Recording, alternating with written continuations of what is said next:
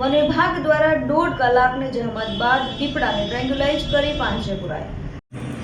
ખાંભાની નાની ધારીમાં મધ્યરાત્રિએ દીપડો ઘરમાં ઘૂસ્યો હતો. રહેણાંકી મકાનમાં રાત્રિના સમયે દીપડો ઘૂસ્યો હતો. પ્રતાપભાઈ માંજરિયાના મકાનમાં દીપડો ઘૂસતા રૂમનો દરવાજો બંધ કરી દેવામાં આવ્યો હતો.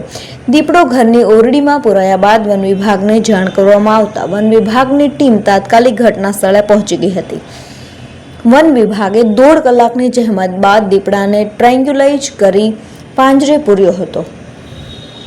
પાંજરે પુરાયેલા દીપડાને વન વિભાગ દ્વારા આંબરડી સફારી પાર્ક ખસેડાયો હતો. દીપડો પાંજરે પુરાઈ જતા નાની ધારી ગામમાં હાશકારો છવાયો હતો.